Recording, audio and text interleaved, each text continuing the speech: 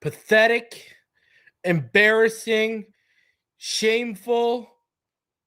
I'm talking about the Miami Dolphins 32-20 loss to the New York Jets in what was a must-win game, even if the Broncos were handling their own business. And then again, you could use those words that I used to explain the whole season. It's done. It's over. The Dolphins have been embarrassed for the last time this season. They've now been officially eliminated.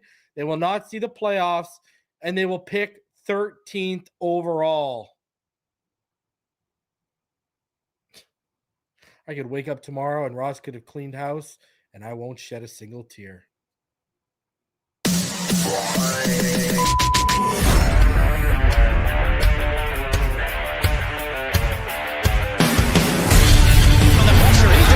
Loses the football. Touchdown! Got it! You have got to be kidding me. Jalen Waddle has a Dolphin touchdown. And he will score! Deep upfield, down the near side, man open, touchdown!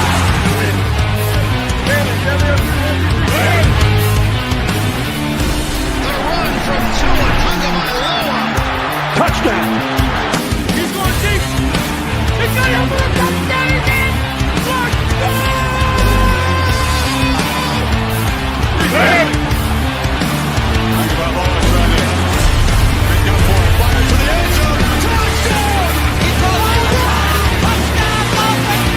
Beautiful day to be a Dolphin fan. Let's go!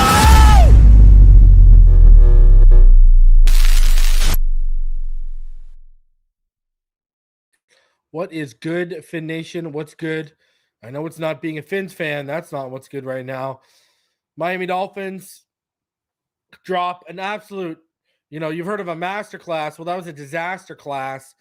They drop an absolute disaster class. Unbelievable. 32-20. Tyler Huntley, 25 of 41. 1 touchdown, 2 interceptions, 4 fumbles. One of those lost. Jonnu Smith also had a lost fumble. The team had 5 fumbles in total. Got Huntley out here with half a baker's dozen in terms of potential turnover-worthy plays. Good for him. Devon Achane definitely gets the offensive game ball, 11 carries for 121 yards. I think Malik Washington gets the special teams / offensive game ball as well. 4 receptions for 48 yards. Malik also had 3 kick returns for 122 yards today, including a 67-yard return. Other than that, defensive game ball goes to Zach Sealer, 1.5 sacks, 6 total tackles. He was beasting, but overall, when you get past Devon Achane, Malik Washington, Jonnu Smith, and Zach Sealer and Jordan Brooks and Tyler Dotson, who got off the bus today? Ramsey started off good, and then he got his ankles broken later on. Now, I'll say this. The Dolphins defense did enough in the first quarter where you probably should have been up at least 10-0. The Dotson interception, you settled for a field goal, you should have got 7. You should have been up at least 10-14-0 in the first quarter. Instead, you got up 6-0, you let them stick around, and the wheels kind of came off a little bit, started to come off in the second quarter. You allowed the touchdown to Conklin. Then you threw an interception. Then you allowed another touchdown before the end of half and a 2-point conversion. After you fumbled and threw an interception. And then you threw another interception when they made it 15-6. I mean, look at the last 3 drives of that first half for the Dolphins. Interception, fumble, interception.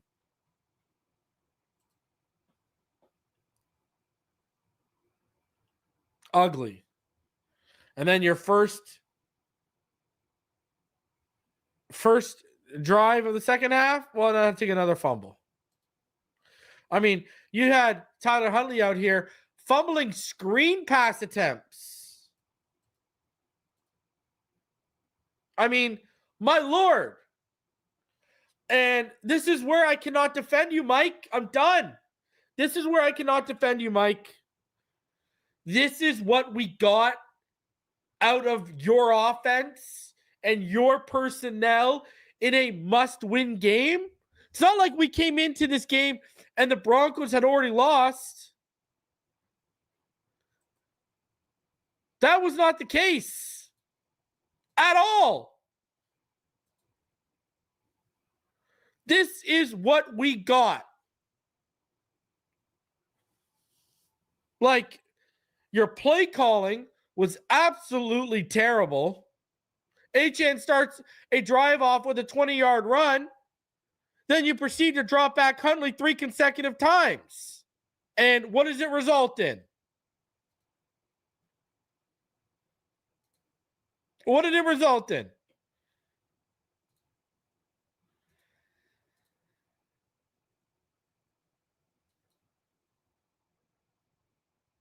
Like, I don't, results in a punt is what it resulted in for all you don't remember. You got to the New Jersey 47 on the first play of the drive. From there, you got 2 more yards. Because Huntley got sacked on 3rd and 3 and fumbled the ball.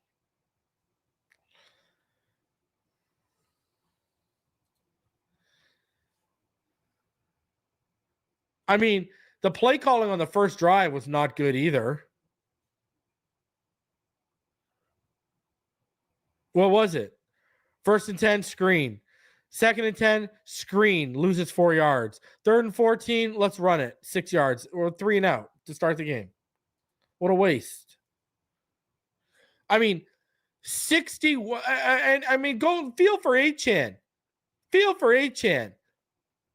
A 61-yard run from Achane from the Miami 36 down to the New York 3. And what happens? You give the ball to Achane on the next play, it's blown up. How many times did we see Reich get the ball today? The offensive line. I mean, if you think about what we did today, I'm not giving the offensive line credit for that run game. I look at this and say, we got 135 yards despite the offensive line. Jalen Wright got the ball 6 times. 4 of those 6 times, as soon as he got the ball, whether it was a toss or a handoff, there was 1, but most of the time, 2 defenders in the backfield closing down and shutting that down. And then when he did get blocking, he had a 3-yard gain, and then he had an 8-yard gain. He got 11 yards and 2 runs when he did get some blocking. Then they handed the ball right back to him, got blown up, defenders right in the backfield again. Like, we ran the ball for 135 yards despite not a good offensive line performance, I thought. And this, again, falls back to Mike McDaniel and Chris Grier and how they constructed. I've said this all along and all season. I feel Grier didn't want to spend resources, and they wanted to build from the outside in. And I think Mike McDaniel said to him, don't worry about it, Chris. I can make it work. I want to know, I've said this before, whoever made the call that said we can get by with Liam Eichenberg replacing Robert Hunt, I want to know who made that call, because I want their head on a platter Monday morning. Hell, don't even got to wait for Monday morning. I want it before midnight tonight.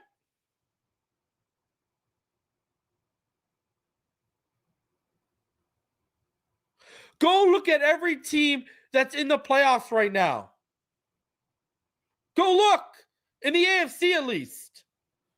Go look at every playoff team.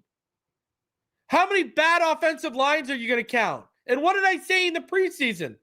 I said my one worry was, guys, I don't know any teams that have gone to an AFC championship or a Super Bowl with the caliber of Robert Jones and Liam Eichenberg. Hell, one of my videos right before the season started was Robert Jones is not a starting caliber NFL guard.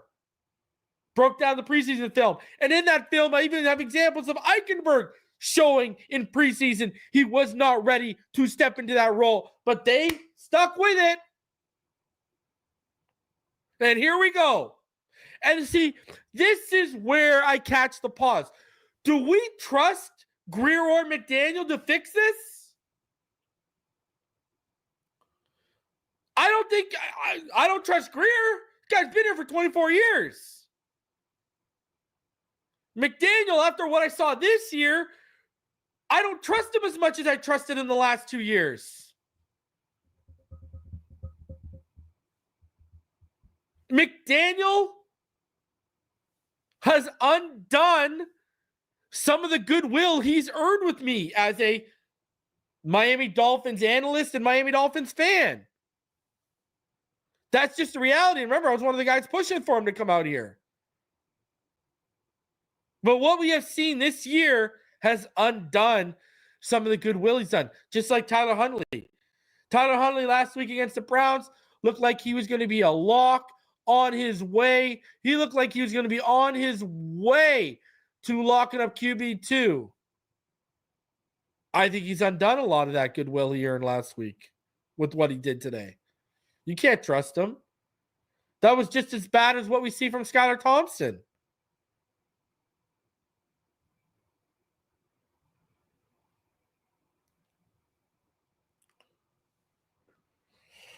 I think change, I'm sorry, man. You cannot run this back. You cannot look at me. Now, if you would have blown out the Jets to end this season, and it just would have been the fact that the Chiefs basically benched all the starters and threw that game, okay, I get the argument of running it back a little bit.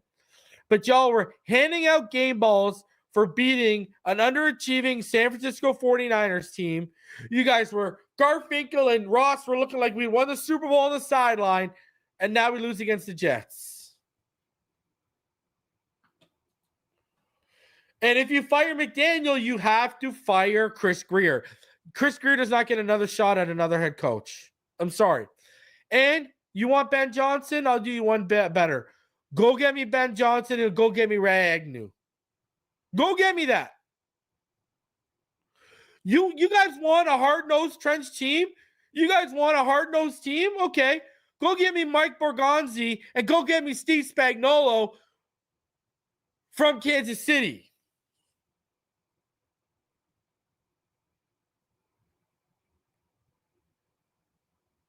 Start plucking from these winning organizations.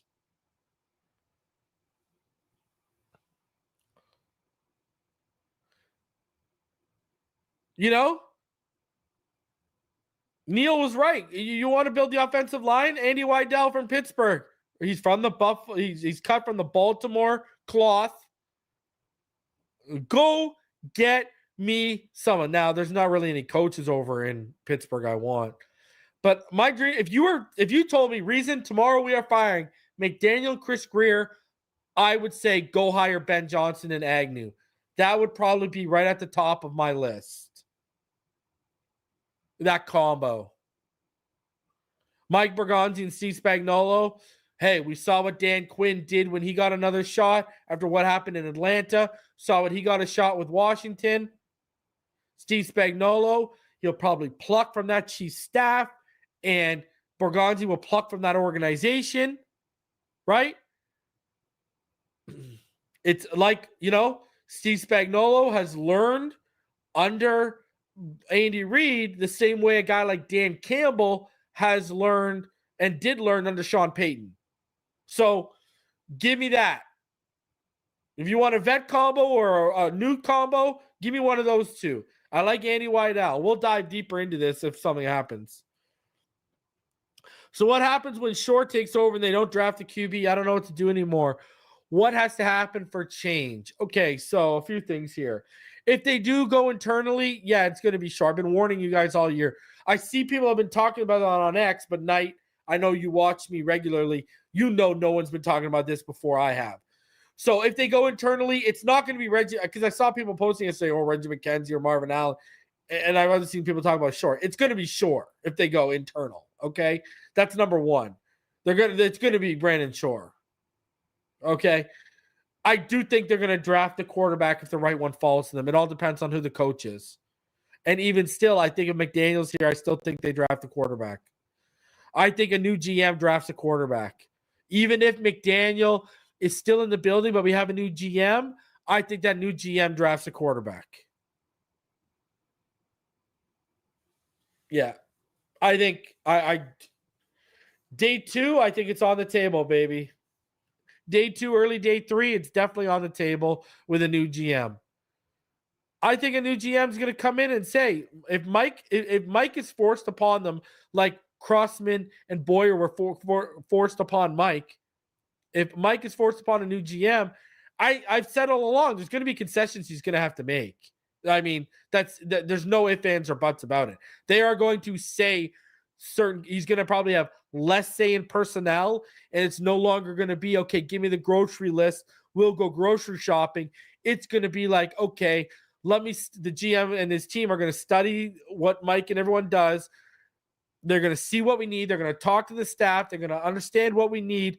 And then they're going to get guys in their vision that fit that need more so than all in Mike McDaniel's vision. Now, that's not to say Mike McDaniel won't have any say, but because, I mean, you're going to need a guy that does what Grier did, but gets it right. And what do I mean by that? What I mean by that is the 2023 draft. Mike wanted to take Achane in round 2. Right? Well, that's what we know. He wanted to take Achane in round 2. Grier said, no, we're holding off. We're getting Cam Smith. And then they came back and they took Achane in round 3. You need to have a GM that says, nope, I'm taking my guy in round 2, but he gets it right.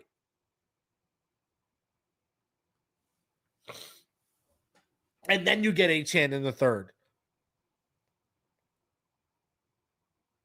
And I told y'all, too many trades double dipping. Bradley Chubb. Look at what you gave up for Bradley Chubb from draft asset wise. And then you turn around and paid the guy. Tyreek Hill, look at what you gave up draft asset wise. And then you turn around and paid the guy. You gave up too much. It was one of Bill Parcells' big no-nos, is never double dip like that on a player. The problem is all those draft picks you gave up, right?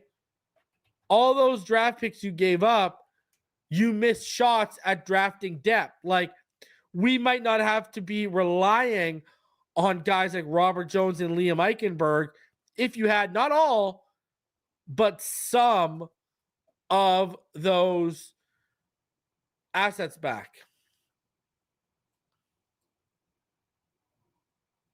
Right?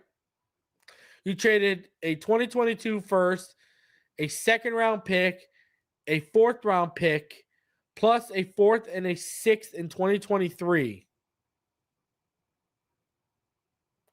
You traded 5 picks for Tyreek Hill. And then for Bradley Chubb,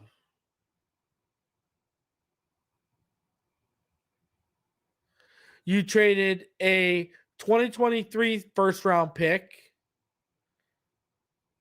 and a 2024 4th round pick, as well as Chase Edmonds, for Chubb and a 5th rounder in 2025. So between 2022, 2023, and 2024, think about this. You traded a 2022 and a 2023 first round pick. You traded a 2022 2nd round pick and a 4th round pick. Then you traded your 2024 4th round pick.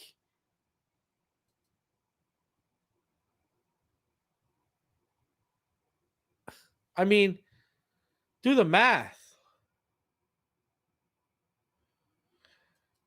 You gave up A lot, man. You gave up, just in the Tyreek trade, you gave up 5 draft picks. Then 2 in the Chubb trade. Talking about 7 draft picks. 7 shots at getting some depth or getting a shot at impact players. The interesting to me is I don't think Dart is a reach in the second. Dart in the second or third is perfect. I think he's going to go in the first though. He's moving up, man. Dart is going to kill the interview process.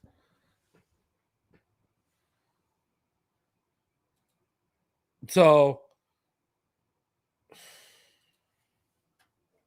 I don't know.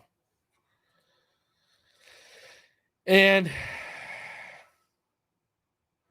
Tyreek Hill doesn't seem like he's too happy. Tyreek Hill is apparently saying he wants out. So I'm going to play this for all of you here. Tyreek Hill basically saying he wants out after the game. This is actually courtesy of Omar Kelly.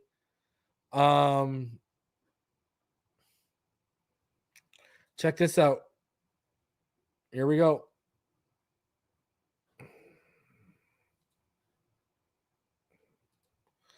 Let me know if you guys hear this, please, okay?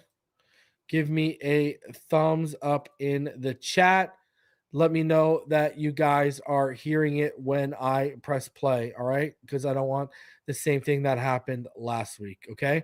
So let me know in the chat that you guys hear this. You injured, or what was the deal with that? Yeah, man. So all season I've been dealing with, a little issue, and so Was it the left wrist that? right, so coach kind of pulled me out. How would you describe this season for you now that it is over? Oh, season was great, man. I had my daughter, so that's a plus for me. I'm happy. I'm blessed, man. And when you say coach pulled you out, Mike McDaniel pulled you out because your wrist was injured? Just one of those issues, man, that when you look up at the scoreboard, Chiefs are, down, and it's like, okay, so. How do you feel about not getting to 1,000 yards this season? I mean, it is what it is, man. It's life, man. I feel like at the end of the day, there's a lot of things that, I need to reassess, about, my career and,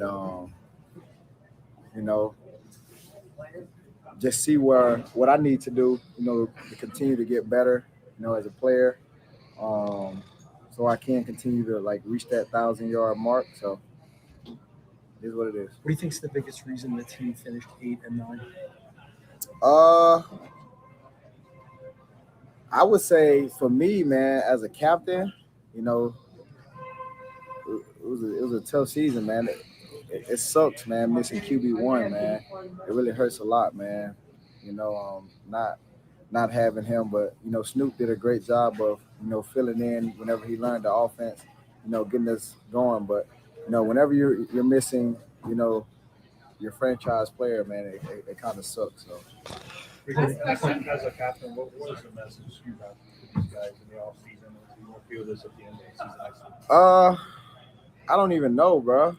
This is my first time. I haven't been in the playoffs, man. So, I mean, for me, like I said, man, I just got to do what's best for me and my family, dog. If that's here, or that's where the case may be, man. I'm gonna open that door for myself, dog. As I'm opening the door, like I'm out, bro. So it was great playing here, but at the end of the day, bro, I got to do what's best for for my career and what's best. Because I'm too much of a competitor to be, just out there. Mean you thinking about leaving here? If it is, hey, it gets. Is this guy for real? Wow. And there you go. And there you go.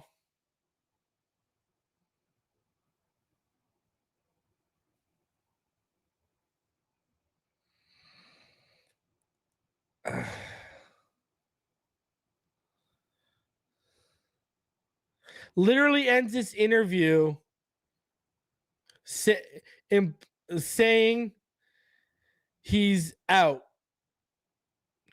and has to do what's best for him and his family. Wow. Wow. What do you say? That's what we got.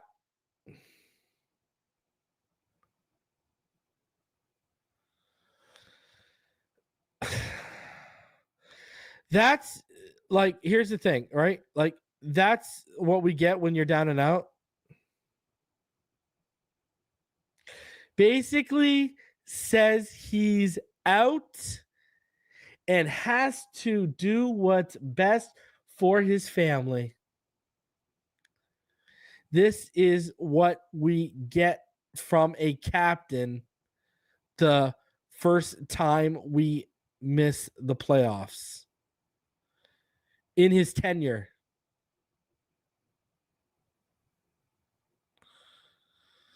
Wow. Like, wow.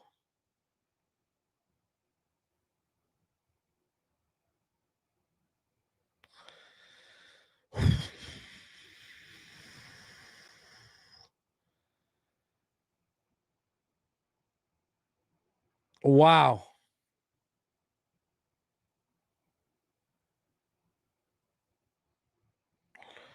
Unbelievable. I mean, what do you say to that? Oh, don't even turn it on that. Don't even turn it on that, bro. Stop, Topher. Stop. I will take away your rent right now for that dumb shit. What are you talking about? They've been way worse to Tua, and do you see him saying I'm leaving? Do you see him saying, I got to go find an organization that takes protecting me with a good offensive line seriously? Ran him out? Why? Because we wanted accountability for him not showing up in big moments too? How many games can we go back to from 2020 and this guy has dropped key balls? We should have swept Buffalo in Buffalo, but you dropped the ball, Tyreek. We should have had that game closer against Philly in prime time last year. You dropped the ball, Tyreek. Germany, we should have beat Kansas City in Germany. Tyreek, you alone caused a massive swing in points in the Kansas City Chiefs' favor with your drop at the 30, and then which led to no points on offense, and then your fumble at the 31 that led to a touchdown going back the other way. You alone accounted for a 13 to 21 point swing in the favor of the Kansas City Chiefs in Germany. We should have won that game. Dallas, thank God for Waddle the next play, huh? Open up the game. You're gone to the end zone, 50-yard plus touchdown. You dropped the ball. Baltimore Ravens, game wasn't out of hand yet. Back in the end zone, dropped the football. You want me to keep going, Tyreek, with how many moments you haven't shown up in?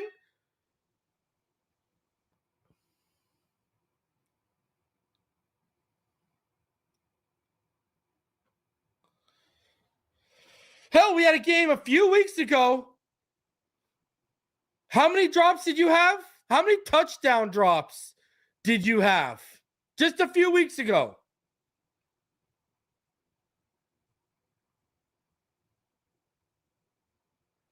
in that San Fran game. You had like 2 touchdown drops in that San Fran game, just the San Fran game alone. So don't sit here and act like you haven't been the problem. Tua's durability has been a problem. Your inability to have hands in big moments has been a problem. McDaniel's play calling, lack of coaching, and head-scratching personnel usage has been a problem for this offense. The offensive line and how it's constructed has been a problem for this offense. Tyreek, you've been part of the problem.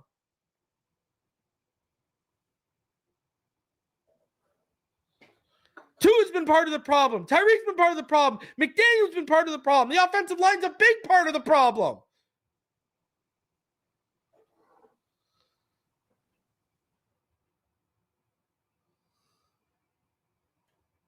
And now, by you doing this, when you're supposed to be a leader, thanks, bro. We already were going to get a first-round pick for your ass. Now what are we going to get? Now what are we going to get? I thought we could get a second and a fourth. We'd be lucky to get a second now that you're basically letting it known we trade his ass to Cleveland. Trade his ass to Cleveland. Give me Jerry Jeudy and a second or third round pick and trade his ass to Cleveland. Trade his ass to Cleveland.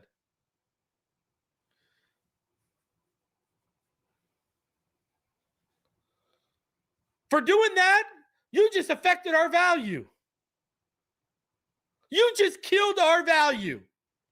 So I will trade your ass for a second and Jeudy right now.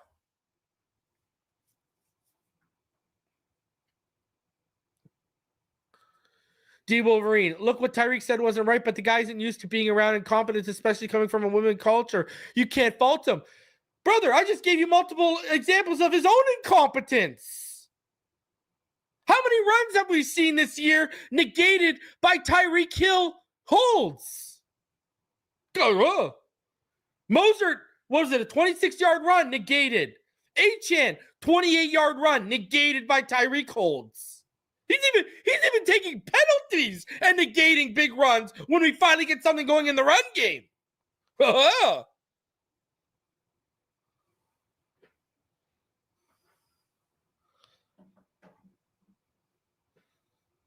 if you don't want to be here, go. You're part of, get out of here. Go. Go. If you do not want to be here, go.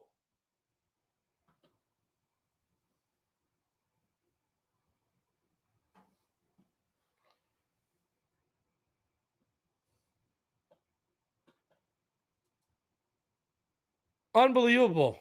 Absolutely unbelievable. He's sitting here acting like a baby.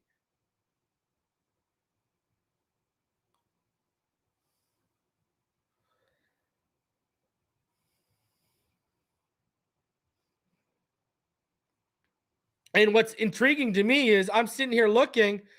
Anyone noticed? Maybe I'm right. Let me refresh. Oh, okay. So he is live. I was very interested to see what was going to happen. I guess McDaniel is live for his post game right now.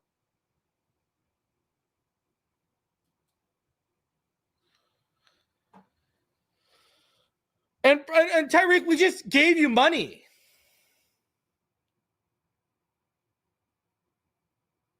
And guess what, Tyreek? You would have had over 1,000 yards if you didn't have all the drops this year.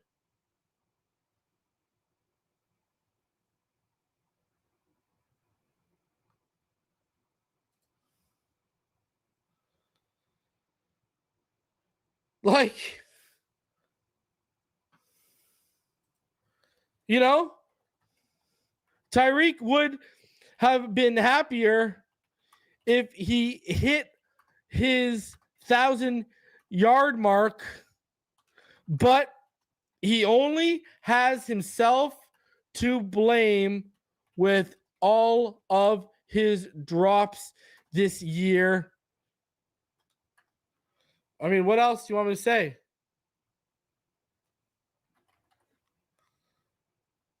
What else do you want me to say?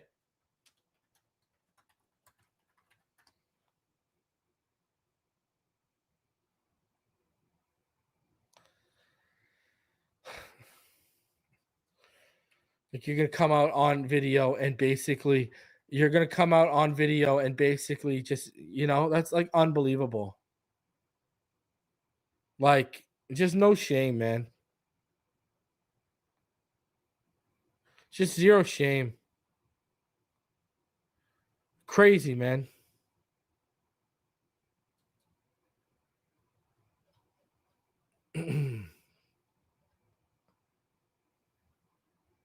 Everyone else is the problem but Tyreek Hill. When, brother, you've been part of the problem. Who are we lying to?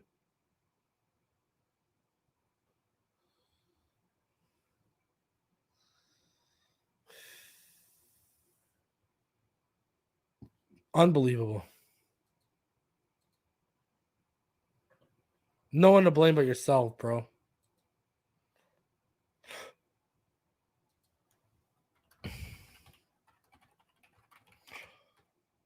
All right, I said I was going to talk about it, so I'm going to talk about it. I'm going to bring it up.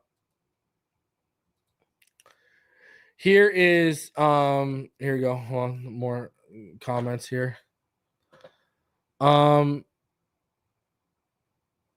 Use Malik Washington to replace Tyreek. Yeah, or just get another boundary guy. They were looking at Rome Odunze last year.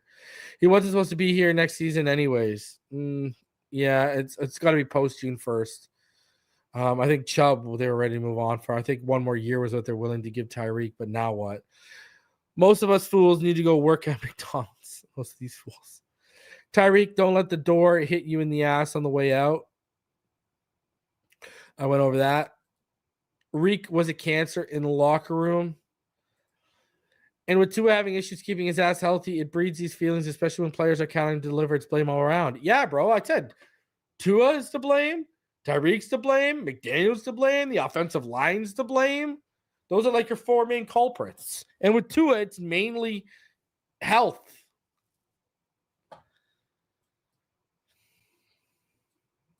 But yeah, there's blame to go around that offense. It's not one singular person by any stretch of the imagination. Any stretch of the imagination. I'm not going to sit here and lie to you and say that. Now, I said I was going to talk about it. This is apparently what the deal is with Chris Grier, according to Jonathan Jones of CBS. You can see right here, Chris Grier has been in the Miami Dolphins organization since 2000. He has been one Miami playoff win since then. Strong rumor around the league during the fall was that Grier could retire and move to a senior advisor role. But many have questioned whether the 84-year-old Stephen Ross would want to conduct a search for a new GM, especially considering how well-liked Grier is within the building. Since becoming GM in 2016, he has hired 3 different head coaches and gotten to 3 postseasons with no wins. The Dolphins have a slim chance of making the playoffs this year, et cetera, et cetera, et cetera. Bro, what are we talking about? In what world do you make Chris Grier an advisor? In what world do you make Chris Grier an advisor, bro? Because first of all, that whole conversation sounds like you're telling him to get out of the building. That's what that tells me. You're already telling him, hey, bro, if you don't step aside, you're gone.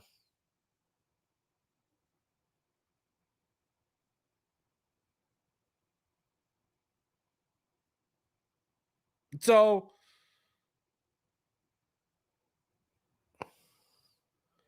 you tell me.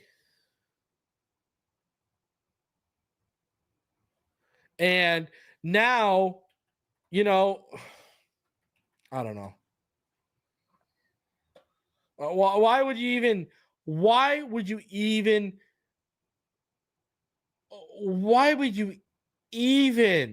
entertain that idea? Why would you even entertain that idea?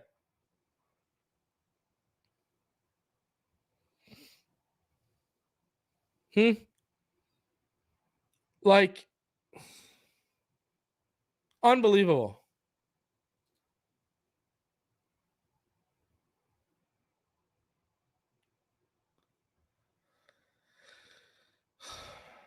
It's just that's even a thought process is nuts.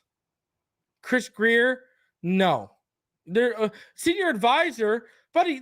You give those jobs to guys like Ozzie Newsome, who brought your franchise championships, whether AFC championships or Super Bowls, with a resume.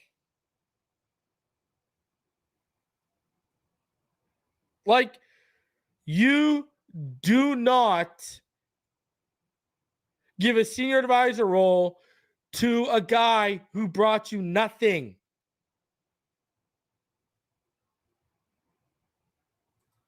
That makes no sense in any way, shape, or form. Why in the world would you even think about doing that?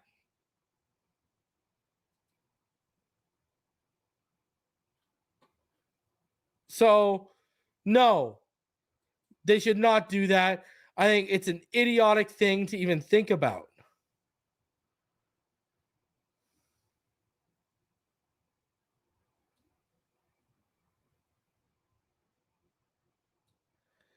Now, another thing that came up this week, and Chicago turns to Weaver. The Bears are gearing up for their head coaching search, and a few big names are already on their radar. Vrabel, Ben Johnson, and Aaron Glenn, Brian Flores, Cliff Kingsbury, and Weaver, the Dolphins DC. Ryan Polis has been doing serious homework on these candidates, particularly Weaver. Sources from both the Ravens, where Weaver spent 3 seasons, and the Dolphins have nothing but praise for his leadership qualities. Currently, the Dolphins rank 3rd in total defense. First time in 22 years they've been high. Well, that's going to go down after today. Players have a lot of respect for 44-year-old Weaver, describing him as high energy, emotionally intelligent, someone who holds players accountable. While he might not have a one-zone-fits-all definition of the leader of men, the Bears say what they're looking for. Weaver seems to fit the bill. Weaver's coaching career started as a defensive line coach with the Bills, Browns, and Texans before he's promoted to Houston's defensive coordinator in 2020 when Roman Cornell was promoted to associate head coach. Season didn't go as planned for Houston, leading to a coaching staff overhaul. But Weaver's path didn't stop there. He moved to Baltimore, where he became the defensive line coach and run game coordinator. In 2022, he dropped the run game coordinator title and was promoted to associate head coach. He interviewed for the Commanders' head coaching position last year and was considered a finalist. Many people around the league believe this is the year Weaver will land a big job. Well, if Weaver is out, then, I guess that means Robert Saleh will probably be in. That makes the most sense there. We talked about that earlier this year. And even when we picked up Weaver, because we all knew how the Jet season was going to go. You know, it's funny. We all knew how the Jet season was going to go, but we predicted a totally opposite thing for the Dolphins season. And that just wasn't even homerism. That was based off, the talent accumulated and expectations. And now we've got a leader basically saying, well, I got to do what's best for me.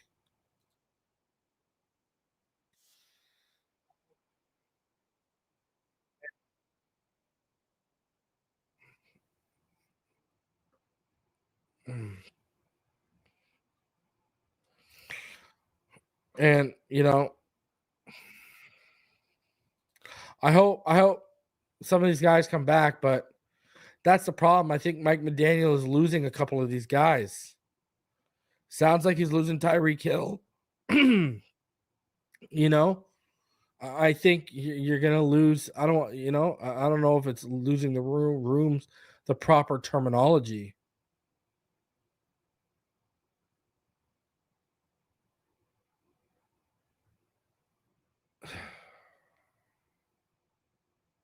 I don't know. I don't know.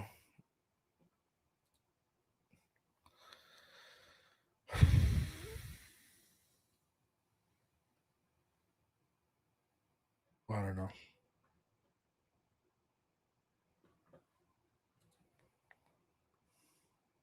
Unbelievable. I just don't understand. I don't get how we don't wake up tomorrow and don't see someone Canned.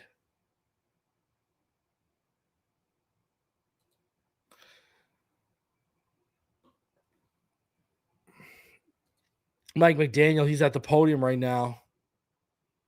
You know what time it is. I usually, playing Mike McDaniel clips always doesn't go very well. I mean, let's be honest with ourselves, right? But I know he did talk about his future. He talked about Tyreek as well. And so I will bring a couple of these up. I'm just deciding whether I'm going to bring up either screenshots, which are easier on your ears, or clips. So let me bring this up here because there are a few interesting things that need to be said here, and there's more on Tyreek. And I mean, let's start off with, I guess we can start off with the Tyreek stuff, because you knew he was going to be asked about what went on with Tyreek, was Mike McDaniel.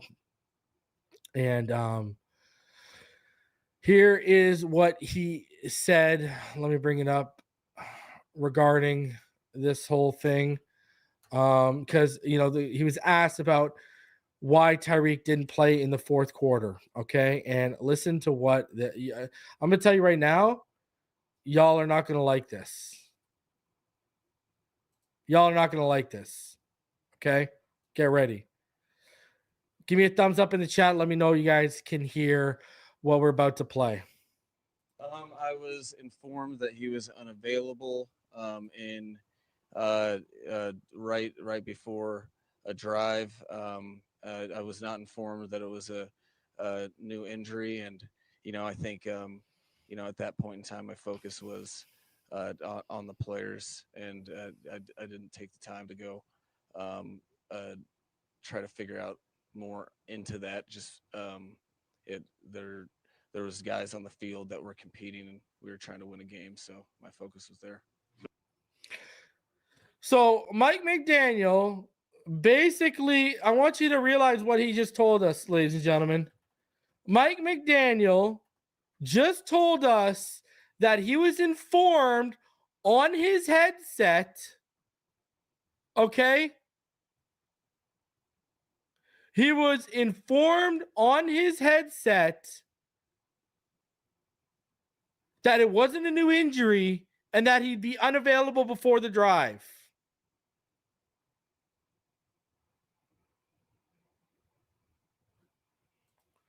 So he got informed. Mike McDaniel was informed by the coaching staff, not by the medical staff, that Tyreek Hill will not be available. Tyreek Hill literally benched himself, pulled the Devondre Campbell.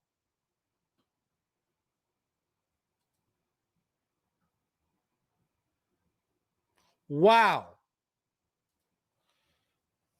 So Tyreek made a business decision and benched himself.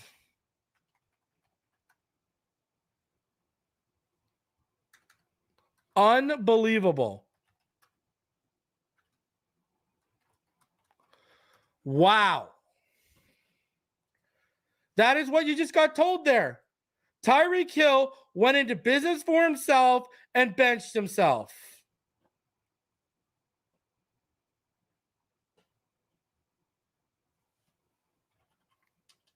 And that's a captain. That's a leader. And look at McDaniel even said my focus was on the guys who are still competing.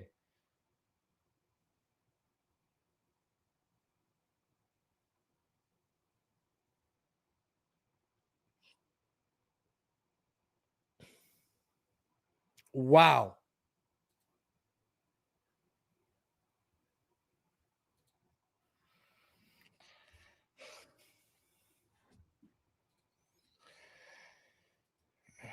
And then it gets better, because he was asked about exactly what Tyreek said, was Mike McDaniel. Okay. He was legitimately asked, and this was his response. And he said there's going to be direct conversations. Let me know you can hear it in the chat with a thumbs up. Okay. This is what McDaniel said when he was asked directly about Tyreek Hill revealing he wants out of Miami, and this was his response. I think in regard to things that are stated, I guess it would be secondhand. For me, I hadn't heard that, but just in general, emotions are high, especially after a game like that. But I think that there will be conversations that will be direct in the next couple of days, which is kind of the process of the end of season meetings. And I think obviously there's a lot of power in having a team that wants to and wants to play together and go for a common goal. So that's inherent, but I'm not going to put too much weight on secondhand post game disappointment statements, and we'll see how the next couple of days progress with those conversations with him and I. We'll see how those next couple of days progress, and there's going to be direct conversations regarding it. I don't see how this ends well at all. I don't see how this ends well at all.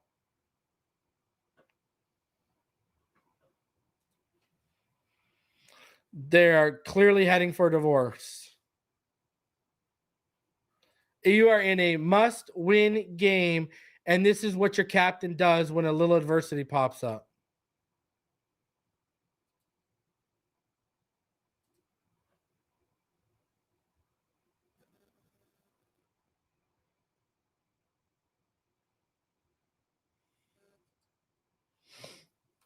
Gets even better for you fans too.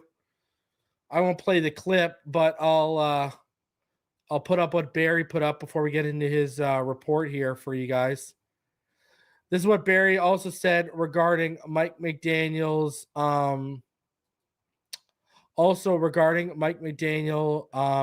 in his press conference today. He was asked about his job security. McDaniel said his full expectation is he will return as coach. Asked if his understanding is Grier will return, McDaniel doesn't answer directly, but said he envisions continued strong relationship. So McDaniel seems sure he's returning, but is non-committal in discussing if Grier will be returning.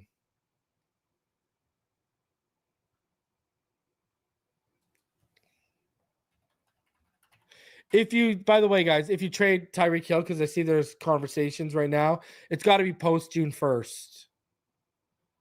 It has to be post June 1st if you trade Tyreek Hill. It's got to be designated as a post June 1st trade. You save $14.97 million, but you take on $12.728 million in dead cap. It's got to be post June 1st if you're going to trade him. But anyways, McDaniel, non-committal at all. Non-committal. How does that feel?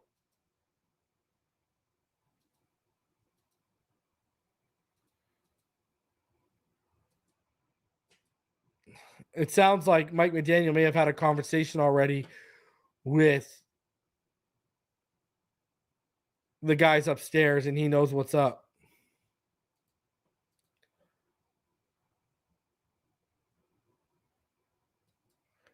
All right. Let's get into this article from Barry Jackson. This is what he said. All right. Time for Ross to demand more. Conclusions, reaction after another Dolphins loss. Six things that must happen now after another wasted Dolphins season. One that ended with a 32-20 stinker of a loss at the Jets and stretched their league high streak without a playoff win in 24 years.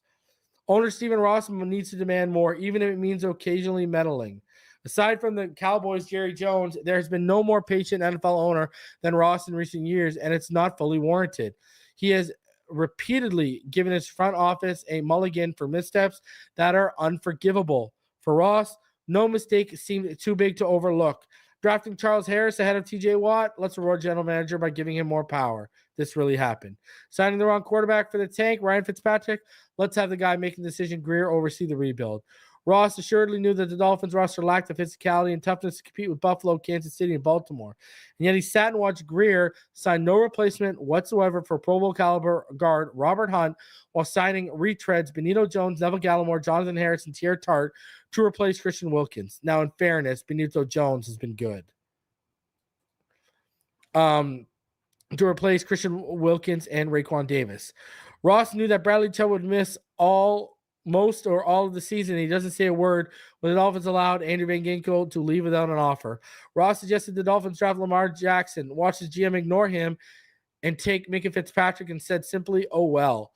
Ross's general manager and coach tell him it's a good idea to commit $212 million with $167 of that guaranteed to a quarterback who has stayed healthy exactly 1 year in his life, and Ross doesn't bat an eye. Where are the consequences for anything? Who exactly is looking out for the best interests of the franchise? It's one thing to empower your employees. It's another to allow them to go unsupervised when they haven't earned their trust or full autonomy. Is Ross 84 not paying enough attention, or is he almost the most forgiving man on earth? Ross hasn't been made available for interviews this decade, aside from the press conference introducing McDaniel's coach, but he owes the public an explanation, just as other owners do, just as Patriots owners Robert Kraft will do with Boston media at 1 p.m. Monday after making coaching change. CBS reported that there's speculation league circles that Grier may step aside. Whether he does or not, this owner must be more of a watchdog or hire someone competent who will be a watchdog for the football side. Though Tyler Huntley told me the Dolphins have informed him his agent they want to keep him, he simply cannot be the number 2 going into next season. Certainly not after Sunday's debacle, featuring some wildly inaccurate throws, 2 interceptions, and a 63.8 passer rating. Cold and slick ball played a big factor, Huntley said of his play. The Jets had a nice little plan for us. Dolphins need to sign one of those backups in March, Andy Dalton, who they called Carolina about after his concussion. Justin Fields, Jameis Winston, Russell Wilson, or perhaps Jimmy Garoppolo. I think only Andy Dalton and Russell Wilson are the guys you can win with on that list. Or trade for an established backup who becomes available. Other free agent options, Mac Jones, Mason Rudolph, Joshua Dobbs, Marcus Mariota, Drew Lock, Zach Wilson, Trey Lance, Jared Stidham, Cooper Rush, and Carson Wentz. Again, Andy Dalton and Russell Wilson are the best options in my opinion. Find dominating people-moving guards must be the priority on day 1 of free agency, and sign or draft better run-blocking tight ends to complement pass-catching wizard Jonnu Smith. You don't need to break the bank on 2 guards, but you need to be willing to spend significant money on one and decent money on another, because the front office cannot be trusted to find effective bargains in the interior line. No third-day Dolphins offensive line draft pick has become a good player this entire century.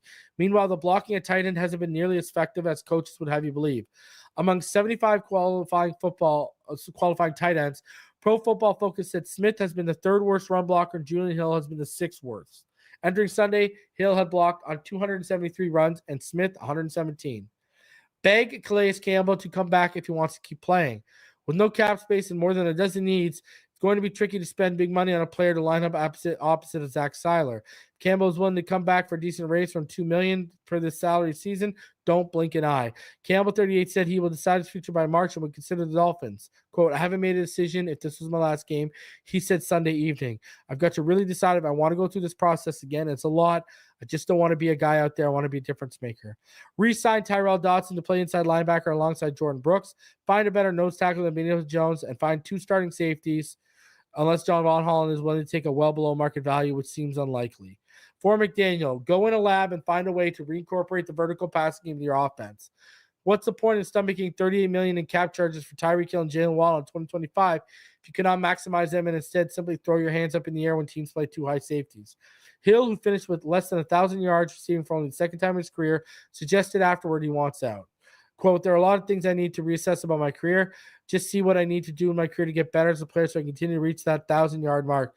Stinks missing QB1. I've got to do what's best for me and my family, whether that's here or wherever the case may be. I'm opening that door. I'm out, bro. It was great playing here, but at the end of the day, I've got to do what's best for my family. I'm too much of a competitor to just be out there. Listen to this guy, eh? Unbelievable. McDaniel said coaches, not the medical staff, told him that Hill was unavailable in the fourth quarter, but he's not sure why. He said he will speak with Hill over the next 2 days to gain clarity. Quote, I look forward to having conversations with him this week.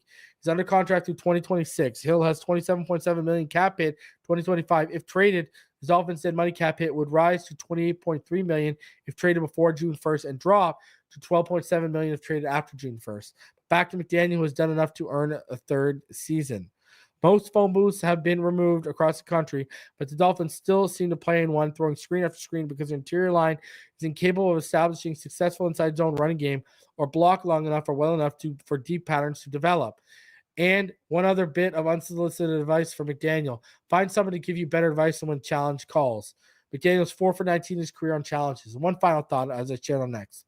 The 6-year rebuild basically yielded this. 2 wildcard losses, incredible Tua performance in week 2 in Baltimore in 2022. Some entertaining 1 p.m. home games against bad teams. 1 win against the Bills and 2 neat 425 home wins versus Dallas and 49ers. That about covers it. And that's not nearly enough for the hundreds of millions of dollars in draft resources allocated after the 2019 roster dismantling. The Dolphins moved up to 13th in the draft with the loss. McDaniel said his full expectation is he will return as coach. He didn't answer directly when asked if he expects Grier to be back. Calais Campbell said this season was a roller coaster. Guys fought hard. Nobody quit. We kept fighting. I'm proud of the guys for that. John Smith, who set team records at his position for yards receiving, touchdowns, receptions. A lot of things to be proud of as a team. Proud of coming to week 18, giving us a chance to compete in the playoffs. Didn't go our way. It's a very competitive league. Fortunately, we didn't meet Sanderson expectations we set out. It will hurt. I mean, I wouldn't hold my breath for Ross to blow it all up. The guy's 84. He's not going to go into another 5-year rebuild. Would I be sad if he fired everyone? No, because I think that'd be putting us and his daughter when he's gone on the right path towards success. But I don't have faith. Just as I don't have faith in McDaniel and Grier together to fix this. Now, maybe McDaniel with another GM could fix this. I don't know. I don't know who the other GM would be. But together as a combination, I don't trust them to fix this because there's obviously enabling going on, right? And I bring up Liam Eichenberg as a perfect example. There's obviously enabling going on. Hey, what about Robert Hunt? Can we make it with Liam Eichenberg? Yeah, we can do it. We can do it. There's obviously enabling going on. I don't know. So,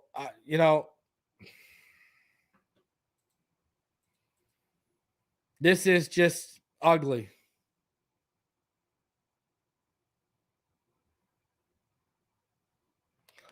Now, Waddle tried to stick up for Tyreek and said, he's telling others that Tyreek is just frustrated and blah, blah, blah, blah, blah. But, I mean, worry about it. Don't do it. I mean, Tyreek Hill this week. I mean, you were excused from practice because of an illness, but then you went live on TikTok that day running a clothing store. And then you pull what you pulled today.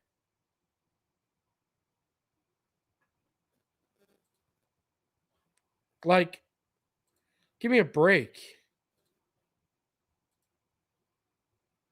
Give me a break.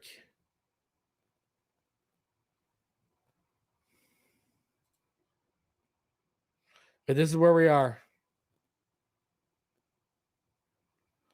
McDaniel, for whatever it's worth, called it a fair estimation that Tua could have made it to a playoff game had the team qualified. But that don't matter anymore. That's why I didn't talk about the Ian Rappaport report.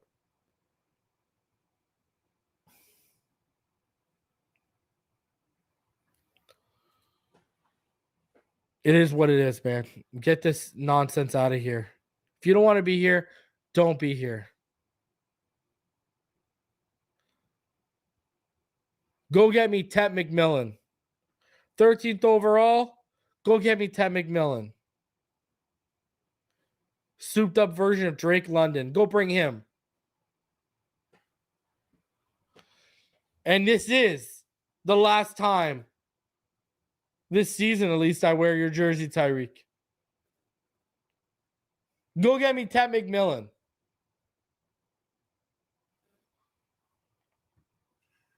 Trade Tyreek to the Raiders or trade him to the Browns.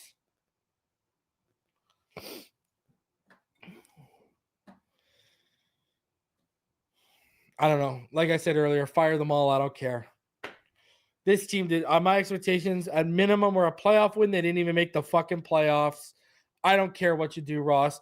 Do something. You want to fire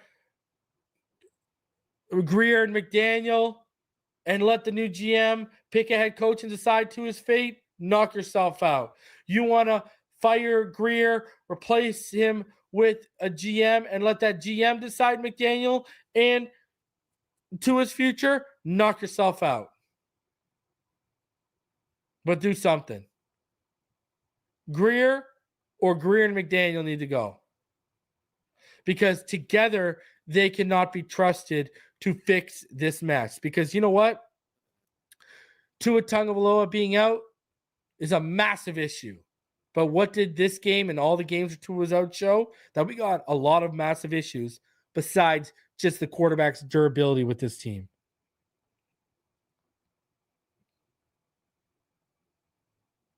And I don't trust him to fix this at all.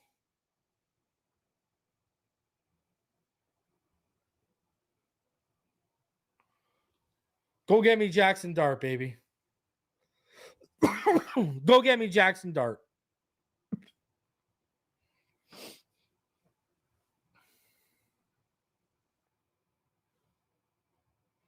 Ugly.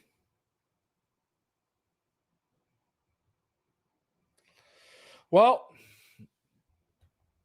guess what? Tomorrow, we'll at least get on the path to start getting answers. The absolute definition of insanity is doing the same thing over and over again, expecting the same result.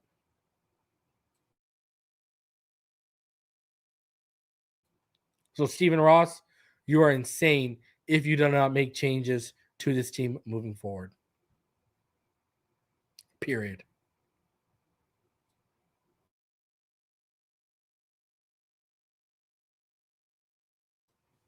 I don't know what else to say.